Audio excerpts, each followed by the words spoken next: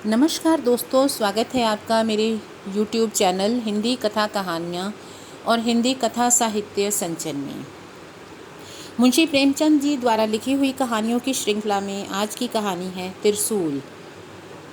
अंधेरी रात है, मूसलाधार पानी बरस रहा है। खिड़कियों पर पानी के थप्पड़ लग रहे हैं। कमरे की रोशनी खिड़की से बाहर जाती है तो पानी की बड़ी बड़ी बूंदें तीरों की तरह नोकदार, लंबी, मोटी गिरती हुई नजर आ जाती हैं। इस वक्त अगर घर में आग भी लग जाए तो शायद मैं बाहर निकलने की हिम्मत ना करूं। लेकिन एक दिन जब ऐसी ही अंधेरी भयानक रात के वक्त मैं मैदान में बंदूक लिए पहरा दे रहा था, उसे आज 30 साल गुजर गए। उन दिनों मैं फ़ौज में नौकर था। ओह, वह फ़ौजी ज़िंदगी कितनी मज़े से गुजरती थी। मेरी ज़िंदगी की सबसे मीठी, सबसे सुहानी यादें उस ज़माने से जुड़ी हुई हैं। आज मुझे इस अंधेरी कोठरी में अखबारों के लिए लेख लिखते देखकर कौन समझेगा कि इस नीम जान, झुकी हुई कमर वाले खस्ताहाल आदमी में भी कभी हौसला, हिम्मत और जोश का दरिया लहरें मारता था। क्या क्या दोस्त थे जिनके चेहरों पर हमेशा मुस्कुराहट नाचती रहती थी। शेर दिल, राम सिंह और मीठे गले वाला देवीदास। क्या उनकी याद कभी दिल से मिट सकती है? वह अदन, वह बसरा, वह मिस्र बस आज मेरे लिए सपने हैं। यथार्थ है तो यह तंग कमरा और अखबार का दफ्तर। हाँ, ऐसी ही अंधेरी, डरावनी, सुनसान रात थी। मैं बैरक के सामने बरसाती पहने हुए खड़ा मैगज़ीन का पहरा दे रहा था। कंधे पर भरा हुआ राइफल था। बैरक में से 2-4 सिपाहियों के गाने की ऊंची आवाज़ें आ रही थीं। रह रहकर जब बिजली चमक जाती थी तो सामने के ऊंचे पहाड़ और दरख्त और नीचे का हरा भरा मैदान इस तरह नज़र आ जाते थे जैसे किसी बच्चे की काली काली बड़ी बड़ी भोली पुतलियों में खुशी की झलक नज़र आ जाती है। धीरे धीरे बारिश ने तूफ़ानी सूरत अख्तियार की। अंधकार और भी अंधेरा, बादल की गरज और भी डरावनी और बिजली की चमक और भी तेज हो गई। मालूम होता था प्रकृति अपनी सारी शक्ति से ज़मीन को तबाह कर देगी। तक मुझे ऐसा मालूम हुआ, मेरे सामने से किसी चीज़ की परछाई सी निकल गई। पहले तो मुझे ख्याल हुआ कि कोई जंगली जानवर होगा, लेकिन बिजली की एक चमक ने यह ख्याल दूर कर दिया। यह कोई आदमी था जो बदन को चुराए पानी में भीगता हुआ एक तरफ जा रहा था। मुझे हैरानी हुई कि इस मूसलाधार वर्षा में कौन आदमी बैरक से बाहर निकलकर जा रहा है और क्यों। और मुझे उसके आदमी होने में कोई संदेह न था। मैंने बंदूक संभाल ली और फौजी कायदे के मुताबिक पुकारा, हॉल्ट, हु कम्स देयर। फिर भी किसी ने कोई जवाब नहीं दिया। कायदे के मुताबिक तीसरी बार ललकारने पर अगर मुझे जवाब न मिले तो मुझे बंदूक दाग देनी चाहिए थी। इसलिए मैंने बंदूक हाथ में लेकर खूब जोर से कड़क कर कहा, हॉल्ट, हु कम्स देयर। जवाब तो अब की भी ना मिला, लेकिन वह परछाई मेरे सामने आकर खड़ी हो गई। अब मुझे मालूम हुआ वह मर्द नहीं, औरत है। इससे पहले कि मैं कोई सवाल करूं, उसने कहा, संतरी, खुदा के लिए चुप रहो, मैं हूँ लुइसा। मेरी हैरानी की कोई हद न रही। अब मैंने उसे पहचान लिया। वह हमारे कमांडिंग अफसर की बेटी लोइजा थी। मगर इस समय इस मूसलाधार में और घटा कोप अंधेरे में वह कहाँ जा रही है? बैरक में 1000 जवान मौजूद हैं जो उसका हुक्म पूरा कर सकते हैं। फिर वह नाजुक बदन औरत इस समय क्यों निकली और कहाँ के लिए निकली? मैंने आदेश के स्वर में पूछा, तुम इस वक्त कहाँ जा रही हो? लोइजा ने विनती के स्वर में कहा, माफ़ करो संतरी, यह मैं नहीं बता सकती और तुमसे प्रार्थना करती हूँ यह बात किसी से न कहना। मैं हमेशा तुम्हारी एहसानमंद रहूँगी। यह कहते कहते उसकी आवाज़ इस तरह कांपने लगी जैसे किसी पानी से भरे हुए बर्तन की आवाज़। मैंने उसी सिपाहियाना अंदाज में कहा, यह कैसे हो सकता है? मैं फ़ौज का अदना सिपाही हूँ, मुझे इतना अख्तियार नहीं। मैं कायदे के मुताबिक आपको अपने सार्जेंट के सामने ले जाने को मजबूर हूँ। लेकिन क्या तुम यह नहीं जानते कि मैं तुम्हारे कमांडिंग ऑफिसर की लड़की हूँ? मैंने ज़रा हंसकर जवाब दिया, अगर मैं इस वक्त कमांडिंग अफसर साहब को भी ऐसी हालत में देखूं तो उनके साथ भी मुझे यही सख्ती करनी पड़ती।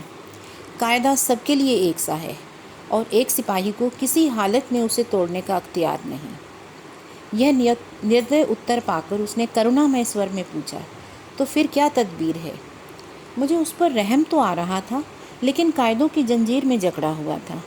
मुझे नतीजे का जरा भी डर ना था। कोर्ट मार्शल या तनंजुली या और कोई सज़ा मेरे ध्यान में ना थी। मेरा अंतःकरण भी साफ था, लेकिन कायदे को कैसे तोड़ूं? इसी हैस बहस में खड़ा था कि लोइज़ा ने एक कदम बढ़ाकर मेरा हाथ पकड़ लिया और निहायत पुरदर्द बेचैनी के लहजे में बोली, तो फिर मैं क्या करूं? ऐसा महसूस हो रहा था जैसा उसका दिल पिघला जा रहा है। मैं महसूस कर रहा था कि उसका हाथ कांप रहा था। एक बार जी में आया, जाने दो। प्रेमी के संदेश या अपने वचन की रक्षा के सिवा और कौन सी शक्ति इस हालत में उसे घर से निकलने को मजबूर करती? फिर मैं क्यों किसी की मोहब्बत की राह में कांटा बनूं? लेकिन कायदे ने फिर जबान पकड़ ली। मैंने अपना हाथ छुड़ाने की कोशिश न करके मुंह फेर कर कहा, और कोई तदबीर नहीं है। मेरा जवाब सुनकर उसकी पकड़ ढीली पड़ गई, जैसे शरीर में जान ना हो, पर उसने अपना हाथ हटाया नहीं। मेरे हाथ को पकड़े हुए गिड़गिड़ा कर बोली, संतरी, मुझ पर रहम करो, खुदा के लिए मुझ पर रहम करो। मेरी इज्जत खाक में मत मिलाओ, मैं बड़ी बदनसीब हूँ। मेरी हाथ पर आंसुओं के कई गर्म कतरे टपक पड़े। मूसलाधार बारिश का मुझ पर जरा भी असर न हुआ था, लेकिन इन चंद बूंदों ने मुझे सर से पांव तक हिला दिया। मैं बड़े पेशोपश में पड़ गया। एक तरफ कायदे और कर्ज की आहनी दीवार थी और दूसरी तरफ एक सुकुमार युवती की विनती भरा आग्रह। मैं जानता था कि अगर उसे सार्जेंट के सुपुर्द कर दूंगा तो सवेरा होते ही सारी बटालियन में खबर फैल जाएगी, कोर्ट मार्शल होगा। कमांडिंग अफसर की लड़की पर भी फौज का लोक कानून कोई रियायत न कर सकेगा। उसके बेरहम हाथ उस पर भी बेदर्दी से उठेंगे, खासकर लड़ाई के ज़माने में। और अगर इसे छोड़ दूं तो इतनी ही बेदर्दी से कानून मेरे साथ पेश आएगा। जिंदगी खाक में मिल जाएगी। कौन जाने कल जिंदा भी रहूं या नहीं।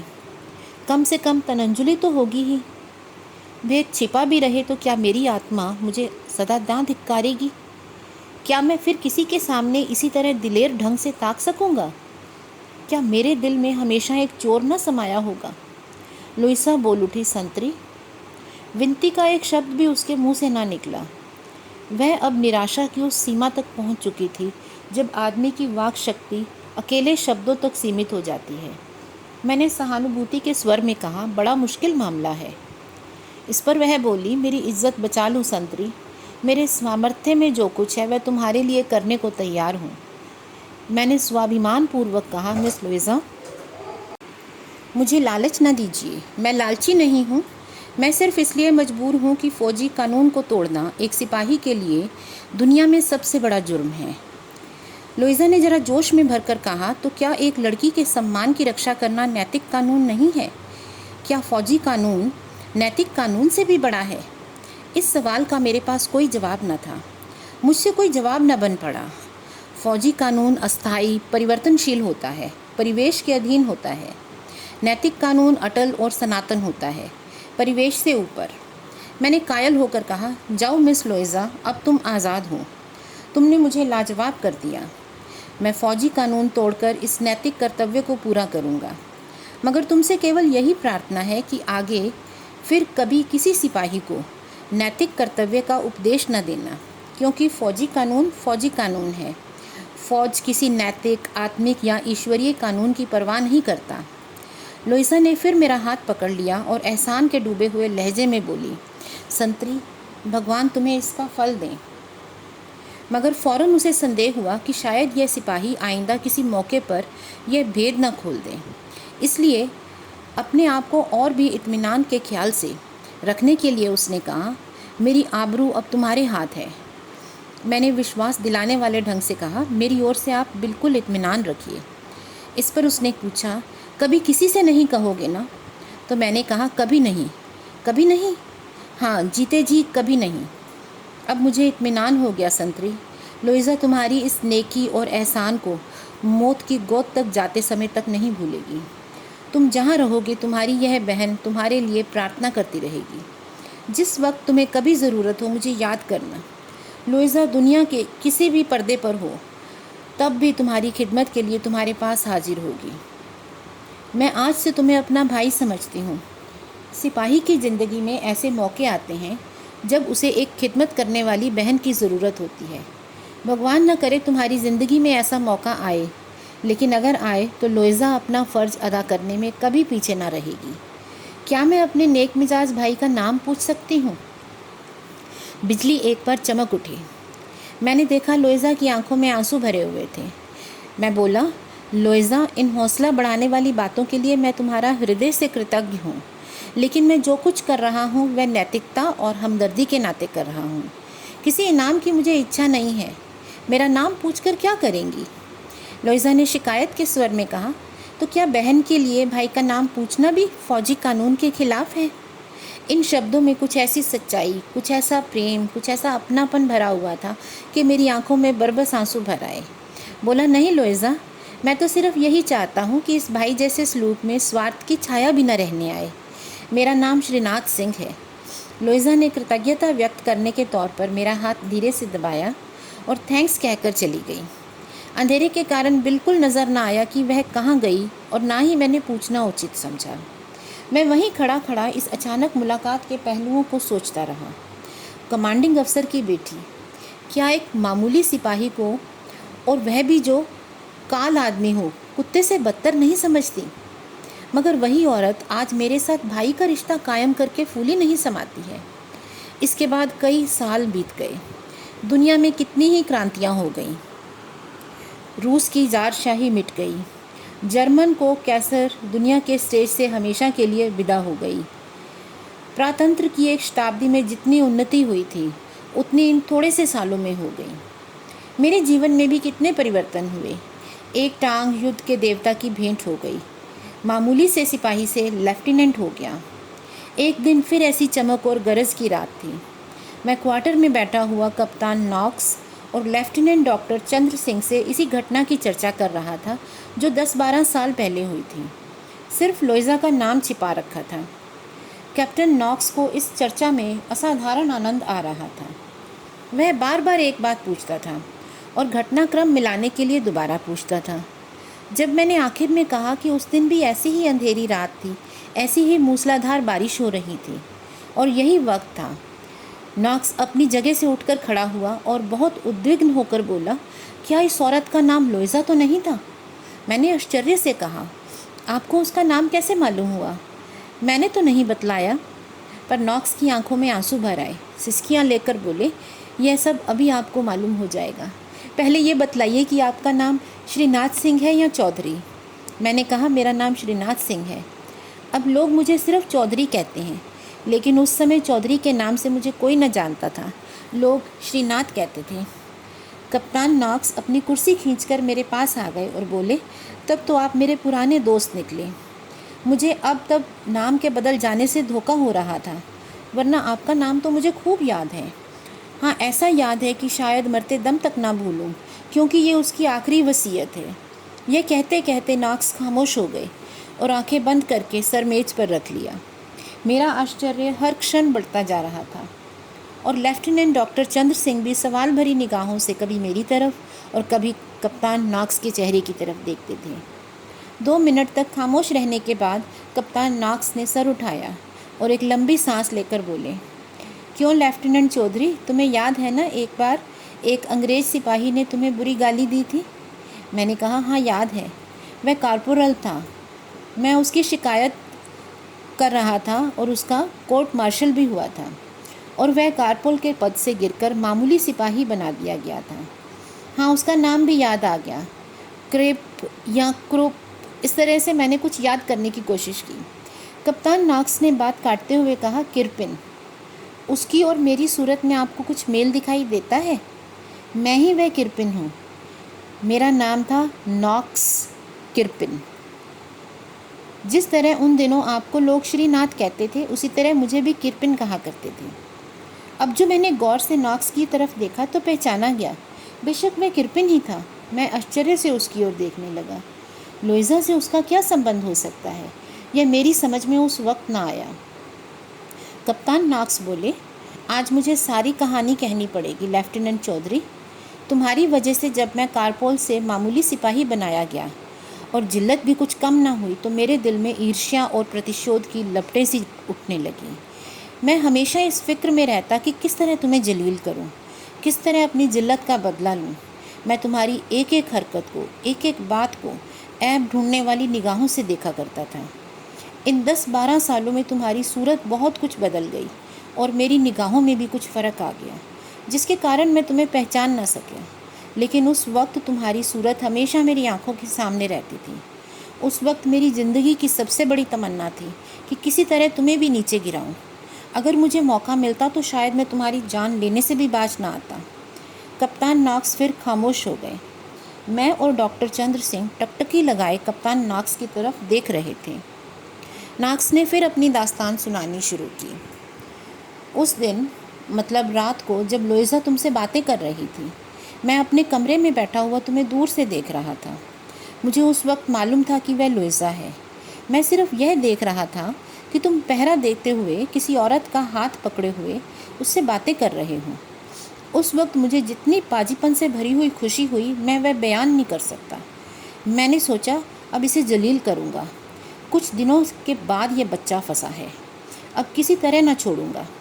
यह फैसला करके मैं कमरे से निकला और पानी में भीगता हुआ तुम्हारी तरफ चला। लेकिन जब तक मैं तुम्हारे पास पहुंचा, लोइसा चली गई थी। मजबूर होकर मैं अपने कमरे में लौट आया, लेकिन फिर भी निराश न था। मैं जानता था तुम झूठ ना बोलोगे और जब मैं कमांडिंग अफसर से तुम्हारी शिकायत करूंगा, तुम अपना कसूर मान लोगे। मेरी दिल की आग को बुझाने के लिए इतना इत्मीनान काफ़ी था। मेरी आरजू पूरी होने में अब कोई संदेह न था। मैंने मुस्कुराकर कहा, लेकिन आपने मेरी शिकायत तो नहीं की, क्या बाद में रहम आ गया? नॉक्स ने जवाब दिया, जी रहम किस मजदूर को आता है। शिकायत ना करने का दूसरा ही कारण था। सवेरा होते ही मैंने सबसे पहला काम यही किया, सीधे कमांडिंग अफसर के पास पहुंचा। तुम्हें याद होगा मैं उनके बड़े बेटे राजर्स को घुड़सवारी सिखाया करता था, इसलिए वहां जाने में किसी किस्म की झिझक या रुकावट ना हुई। जब मैं वहां पहुंचा तो राजर्स ने कहा, आज इतनी जल्दी क्यों किरपिन, अभी तो वक्त नहीं हुआ। आज बहुत खुश नज़र आते हो। मैंने कुर्सी पर बैठकर कहा, हाँ हाँ मालूम है, मगर तुमने उसे गाली दी थी। मैंने किसी कदर झेंपते हुए कहा, मैंने गाली नहीं दी थी, सिर्फ ब्लडी कहा था। सिपाहियों में इस तरह की बदजबानी एक आम बात है, मगर एक राजपूत ने मेरी शिकायत कर दी थी। आज मैंने उसे एक संगीन जुर्म में पकड़ लिया है। खुदा ने चाहा तो कल उसका भी कोर्ट मार्शल होगा। मैंने आज रात को उसे एक औरत से बातें करते देखा है, बिल्कुल उस वक्त जब वह ड्यूटी पर था। वह इस बात से इनकार नहीं कर सकता, इतना कमीना नहीं है। लुइज़ा का ये बात सुनकर रंग ही बदल गया। अजीब पागलपन से मेरी तरफ देखकर बोली, तुमने और क्या देखा? मैंने कहा, जितना मैंने देखा है उतना उस राजपूत को जलील करने के लिए काफ़ी है। ज़रूर उसकी किसी से आशनाई है, और वह औरत हिंदुस्तानी नहीं, कोई यूरोपियन लेडी है।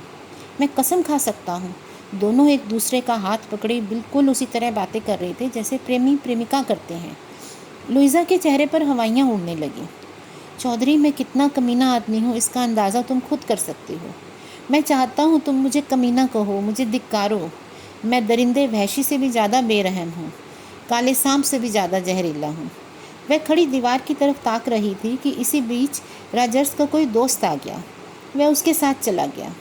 लुइज़ा मेरे साथ अकेली रह गई और उसने मेरी ओर प्रार्थना भरी आंखों से देखकर कहा, किरपिन, तुम उस राजपूत सिपाही की शिकायत मत करना। मैंने ताज्जुब से पूछा, क्यों? तो लुइज़ा ने सर झुकाकर कहा, इसलिए कि जिस औरत को तुमने उसके साथ बातें करते देखा वह मैं ही थी। मैंने और भी चकित होकर कहा, तो क्या तुम उसे? लुइज़ा ने बात काट कर कहा, चुप, वह मेरा भाई है। बात यह है कि मैं कल रात को एक जगह जा रही थी। तुमसे छिपाऊंगी नहीं किरपिन, जिसको मैं दिलो जान से ज़्यादा चाहती हूँ उससे रात को मिलने का वादा किया था। वह मेरे इंतज़ार में पहाड़ के दामन में खड़ा था। अगर मैं ना जाती तो उसकी कितनी दिल शिकनी होती। और मैं ज्यों ही मैगज़ीन के पास पहुँची, उस सिपाही ने मुझे टोक दिया। वह मुझे फ़ौजी कायदे के मुताबिक सार्जन के पास ले जाना चाहता था, लेकिन मेरे बहुत अनुनय विनय करने पर मेरी लाज रखने के लिए फ़ौजी कानून तोड़ने को तैयार हो गया। सोचो उसने अपने सिर पर कितनी बड़ी जिम्मेदारी ली है। मैंने उसे अपना भाई कहकर पुकारा है तो उसने भी मुझे बहन कहा है। सोचो अगर तुम उसकी शिकायत करोगे तो उसकी क्या हालत होगी। वह नाम ना बतलाएगा, इसका मुझे पूरा विश्वास है। अगर उसके गले पर तलवार भी रख दी जाएगी तो भी वह मेरा नाम न देगा। पर मैं नहीं चाहती कि एक नेक काम करने का उसे यह इनाम मिले। तुम उसकी शिकायत हरगिज़ मत करना, तुमसे यही प्रार्थना है। मैंने निर्दय कठोरता से कहा। उसने मेरी शिकायत करके मुझे जलील किया है। ऐसा अच्छा मौका पाकर मैं उसे छोड़ना नहीं चाहता। जब तुमको यकीन है कि वह तुम्हारा नाम नहीं बताएगा तो फिर उसे जहन्नुम में जाने दो। लोइज़ा ने मेरी तरफ घृणापूर्वक देखकर कहा, चुप रहो किरपिन, ऐसी बातें मुझसे मत करो। मैं इसे कभी गवारा ना करूँगी कि मेरी इज्जत आबरू के बदले उसे जिल्लत और बदनामी का निशाना बनना पड़े। अगर तुम मेरी बात ना मानोगे तो मैं सच कहती हूँ, मैं खुदकुशी कर लूँगी। उस वक़्त तो मैं सिर्फ प्रतिशोध का प्यासा था, अब मेरे ऊपर वासना का भूत सवार हुआ। मैं बहुत दिनों से दिल ही दिल में लोइज़ा की पूजा किया करता था, लेकिन अपनी बात कहने का साहस ना कर सकता था। अब उसको बस में लाने का मुझे मौका मिला। मैंने सोचा अगर यह उस राजपूत सिपाही के लिए जान देने को तैयार है तो निश्चय ही मेरी बात पर नाराज़ नहीं हो सकती। मैंने उसी निर्दय स्वार्थपरता के साथ कहा, मुझे सख्त अफसोस है मगर मैं अपने शिकार को नहीं छोड़ सकता। लुइज़ा ने मेरी तरफ बेकस निगाहों से देखकर कहा, यह तुम्हारा आखिरी फैसला है? मैंने निहायत ही निर्लज्जता से कहा, नहीं लुइज़ा, यह आखिरी फैसला नहीं है। तुम चाहो तो उसे तोड़ सकती हो, यह बिल्कुल तुम्हारे इम्कान में है। मैं तुमसे कितनी मोहब्बत करता हूँ यह शायद तुम्हें मालूम ना हो, मगर 3 सालों में तुम एक पल के लिए भी मेरे दिल से दूर नहीं हुई। अगर तुम मेरी तरफ से अपने दिल को नर्म कर लो, मेरी मोहब्बत की कद्र करो, तो मैं सब कुछ करने को तैयार हूँ। मैं आज एक मामूली सिपाही हूँ और मेरे मुंह से मोहब्बत का निमंत्रण पाकर शायद तुम दिल में हंसती होगी, लेकिन एक दिन मैं भी कप्तान हो जाऊँगा, तब हमारे बीच शायद इतनी बड़ी खाई न रहेगी। लुइज़ा ने रोकर कहा, किरपिन तुम बहुत बेरहम हो, मैंने तुमको इतना जालिम न समझा था। खुदा ने क्यों तुम्हें इतना संगदिल बनाया? क्या तुम्हें एक बेकस औरत पर जरा भी रहम नहीं आता? मैं उसकी बेचारगी पर दिल में खुश होकर बोला, जो खुद संगदिल हो उसे दूसरों की संगदिली की शिकायत करने का क्या हक है? लुइज़ा ने गंभीर स्वर में कहा, मैं बेरहम नहीं हूँ किरपिन, खुदा के लिए इंसाफ करो। मेरा दिल दूसरे का हो चुका है और मैं उसके बिना ज़िंदा नहीं रह सकती। शायद वह भी मेरे बिना ज़िंदा न रहे। मैं अपनी बात रखने के लिए, अपने ऊपर नेकी करने वाले आदमी की आबरू बचाने के लिए अगर ज़बरदस्ती तुमसे शादी भी कर लूँ तो नतीजा क्या होगा? ज़ोर ज़बरदस्ती से मोहब्बतें पैदा नहीं होती। मैं कभी तुमसे मोहब्बत न करूँगी। दोस्तों, बेशर्मी और बेहाई का पर्दाफाश करते हुए मेरे दिल को इस समय बड़ी तकलीफ़ हो रही है। मुझे उस समय वासना ने इतना अंधा बना दिया था कि मेरे कानों पर जूं न रेंगी। बोला, ऐसा मत ख्याल करो लुइज़ा, मोहब्बत अपना असर ज़रूर पैदा करती है। तुम इस वक्त मुझे ना चाहो, लेकिन बहुत दिन न गुजरने पाएंगे कि मेरी मोहब्बत रंग लाएगी। तुम मुझे स्वार्थी और कमीना समझ रही हो। समझो, प्रेम स्वार्थी ही होता है, शायद वह कमीना भी होता है, लेकिन मुझे विश्वास है कि यह नफ़रत और बेरुखी अधिक दिनों तक ना रहेगी। मैं अपने जानी दुश्मन को छोड़ने के लिए ज़्यादा से ज़्यादा कीमत लूँगा जो मिल सके। लुइज़ा 15 मिनट तक भीषण मानसिक यातना की हालत में खड़ी रही। जब उसकी याद आती है तो जी चाहता है गले में छुरी मार लूँ। आखिर उसने आंसू भरी निगाहों से मेरी ओर देखकर कहा, अच्छी बात है किरपिन, अगर तुम्हारी यह इच्छा है तो यही से। तुम इस वक्त जाओ, मुझे खूब जी भर कर रो लेने दो। यह कहते कहते कैप्टन नॉक्स भी फूट फूट कर रोने लगे। मैंने कहा, अगर आपको यह दर्द भरी दास्तान कहने में दुख हो रहा है तो जाने दीजिए। कैप्टन नॉक्स ने गला साफ करके कहा, नहीं भाई, यह किस्सा तो मुझे बताना ही होगा। वह मुझे देखते ही कमरे से बाहर निकल आती, खुश होकर बातें करती, यहाँ तक कि मैं समझने लगा कि उसे मुझसे प्यार हो गया है। इसी बीच यूरोपियन लड़ाई छिड़ गई। हम और तुम दोनों लड़ाई पर चले गए। तुम फ्रांस गए, मैं कमांडिंग अफसर के साथ मिस्र गया। लुइज़ा अपनी चचा के साथ यहीं रह गई। राजर्स भी उसके साथ रह गया। 3 साल तक मैं लाम पर रहा। लुइज़ा के पास से बराबर खत आते रहे और मैं तरक्की पाकर लेफ्टिनेंट हो गया। कमांडिंग अफसर कुछ दिनों और ज़िंदा रहते तो ज़रूर कप्तान हो जाता, मगर मेरी बदनसीबी से वह एक लड़ाई में मारे गए। आप लोगों को उस लड़ाई का हाल मालूम ही है। उनके मरने के बाद 1 महीने की छुट्टी लेकर मैं घर पहुंचा। लुइज़ा अब भी अपने चचा के साथ ही थी, मगर अफसोस, अब ना वह हुस्न था न जिंदा दिली, घुलकर कांटा हो गई थी। उस वक्त मुझे उसकी हालत देखकर बहुत रंज हुआ। मुझे अब मालूम हुआ कि उसकी मोहब्बत कितनी सच्ची और कितनी गहरी थी। मुझसे शादी का वादा करके भी वह अपनी भावनाओं पर विजय न पा सकी थी। शायद इसी गम में कुड़ कुड़ कर उसकी यह हालत हो गई थी। एक दिन मैंने उससे कहा, लुइज़ा, मुझे ऐसा ख्याल होता है कि तुम शायद अपने पुराने प्रेमी को भूल नहीं सकी। अगर मेरा ये ख्याल ठीक है तो मैं तुम्हें अपने वादे से मुक्त करता हूँ। तुम शौक़ से उसके साथ शादी कर लो। मेरे लिए यही इत्मीनान काफ़ी होगा कि मैं दिन रहते घर आ गया। मेरी तरफ से अगर कोई मलाल हो तो उसे निकाल डालो। लुइज़ा की बड़ी बड़ी आंखों से आंसू की बूंदें टपकने लगी। वह बोली, वह अब इस दुनिया में नहीं है किरपिन। आज 6 महीने हुए वह फ्रांस में मारे गए और मैं ही उनका मौत का कारण बनी। यही गम है। फ़ौज से उनका कोई संबंध ना था। अगर वह मेरी ओर से निराश न हो जाते तो कभी फ़ौज में भर्ती ना होते। मरने के लिए ही वह फ़ौज में गए। मगर तुम अब आ गए, मैं बहुत जल्द अच्छी हो जाऊंगी। अब मुझ में तुम्हारी बीवी बनने की काबिलियत ज़्यादा हो गई है। तुम्हारे पहलू में अब कोई कांटा नहीं रहा, ना मेरे दिल में कोई गम। इन शब्दों में व्यंग्य भरा हुआ था, जिसका आशय यह था कि मैंने लुइज़ा के प्रेमी की जान ले ली। इसकी सच्चाई से कोई इनकार नहीं कर सकता। इसके प्रायश्चित की अगर कोई सूरत हो तो मैं लुइज़ा की इतनी खातिरदारी करूं, इतनी दिलजोई करूं, उस पर इतना न्योछावर हो जाऊं कि उसके दिल से यह दुख निकल जाए। इसके 1 महीने बाद शादी का दिन तय हो गया। हमारी शादी भी हो गई। हम दोनों घर आए, दोस्तों की दावत हुई, शराब के दौर चले। मैं अपनी खुशनसीबी पर फूला नहीं समाता था, और मैं ही क्यों, मेरे इष्ट मित्र सब मेरी खुशकिस्मती पर मुझे बधाई दे रहे थे। मगर क्या मालूम था तकदीर मुझे यूं ही सब्ज बाग दिखा रही है। क्या मालूम था यह वह रास्ता है जिसके पीछे जालिम शिकारी का जाल बिछा हुआ है। मैं तो दोस्तों की खातिर तवाज़ों में लगा हुआ था। उधर लुइज़ा अंदर कमरे में लेटी हुई इस दुनिया से रुखसत होने का सामान कर रही थी। मैं एक दोस्त की बधाई को स्वीकार करके उसको धन्यवाद दे रहा था कि राजर्स ने आकर कहा, किरपिन चलो, लुइज़ा तुम्हें बुला रही है जल्द। उसकी न जाने क्या हालत हो गई है। मेरे पैरों तले से ज़मीन खिसक गई। दौड़ता हुआ लुइज़ा के कमरे में आया। कप्तान नाक्स की आंखों से फिर आंसू बहने लगे। आवाज़ फिर भारी हो गई। जरा दम लेकर उन्होंने कहा, अंदर जाकर देखा तो लुइज़ा कोच पर लेटी हुई है। उसका शरीर ऐंठ रहा था। चेहरे पर भी इस ऐंठन के लक्षण दिखाई दे रहे थे। मुझे देखकर बोली, किरपिन मेरे पास आ जाओ। मैंने शादी करके अपना वचन पूरा कर दिया। इससे ज़्यादा मैं तुम्हें कुछ और न दे सकती थी, क्योंकि मैं अपनी मोहब्बत पहले ही दूसरे को भेंट कर चुकी हूँ। मुझे माफ़ करना, मैंने जहर खा लिया और बस कुछ घड़ियों की मेहमान हूँ। मेरी आंखों के आगे अंधेरा छा गया। दिल पर एक नश्तर सा लगा। घुटने टेक कर उसके पास बैठ गया। रोता हुआ बोला, लुइज़ा, ये तुमने क्या किया है? क्या तुम मुझे दाग देकर जल्दी चली जाओगी?